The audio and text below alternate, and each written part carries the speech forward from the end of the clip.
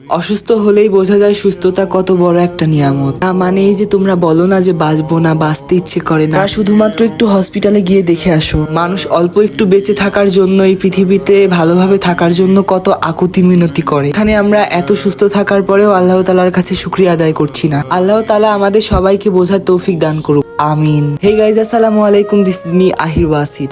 বিগত আমি বেশ কয়েকদিন ধরে একটু অসুস্থতার কোনো কারণ খুঁজে পাচ্ছিলাম না জন্য আব্বু আর আম্মু আমাকে সাথে করে নিয়ে হসপিটালে চলে আসলো। হসপিটালে আসলেই বোঝা যায় মানুষ বেঁচে থাকার জন্য কতটা লড়াই করে। আল্লাহ তাআলা যখন আমাদের থেকে এই সুস্থতা নিয়ামতটি তুলে নেন, তখন হাজার হাজার লক্ষ টাকা দিয়েও এই সুস্থতা নিয়ামত ফিরে পাওয়া যায় না। যারা অসুস্থ থাকে শুধুমাত্র তারাই বলতে পারবে তাদের দিনগুলো আর তাদের সময়গুলো কতটা কষ্টের। কেন তোমরা অন্যকে এত বেশি ভালোবেসে ফেলো? কেনই বা অন্যের জন্য নিজেকে এত বেশি কষ্ট দাও? যে মানুষগুলো তোমার বিন্দুমাত্র পরিমাণ অনুভূতিরও মূল্য দেয় না, তাদের কাছে কেন তোমার অনুভূতি প্রকাশ করতে যাও? জীবন থেকে ফালতু আবেগ কমিয়ে দাও। নিজেকে বারবার বোঝাও কোন মানুষটা তোমার জন্য সঠিক। জীবনে এমন কোনো মানুষ চুজ করো না যে মানুষটা তোমার অনুভূতির মূল্য বুঝতে পারবে না, তোমাকে বুঝতে পারবে না, তোমার না বলা কথাগুলো বুঝতে পারবে না। তাদেরকে এই জিনিসটা বোঝাও যে থাকতে মূল্য দিও, হারিয়ে গেলে কান্না করলেও পাবে না। জীবনে অনেক মানুষ আসবে যাবে, কিন্তু সেই মানুষটার মতো কখনোই হবে না যে তোমাকে সত্যিকার অর্থে বুঝতো, তোমার মনের অনুভূতিগুলো জানতে চাইতো, তোমার কাছে একটু একটু শুনতে চাইতো।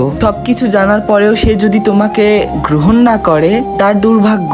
সে তোমাকে তোমার মতো করে বুঝতে পারেনি, তার কাছে থাকার কোনো দরকার নেই। তুমি এত অমূল্যহীন না যে তোমাকে তার কাছে মূল্যহীন ভাবে থাকতে হবে। সবকিছু বাদ দিয়ে নিজের যত্ন নাও, নিজের বাবা মার যত্ন নাও। যেই বাবা মা তোমাকে এত ভালোবাসতেছে তাদের জন্য করো, থাকতে তাদেরকেও মূল্য দাও। পরে হারিয়ে গেলে তাদেরকে আর খুঁজে পাবে না। নিজেকে ভালোবাসো, নিজের জন্য বাঁচো, নিজের পরিবারের জন্য বাঁচো। কেন অন্যর জন্য এত কষ্ট পাবা? মান অভিমান বাদ দিয়ে নিজের প্রতি যত্নশীল হও।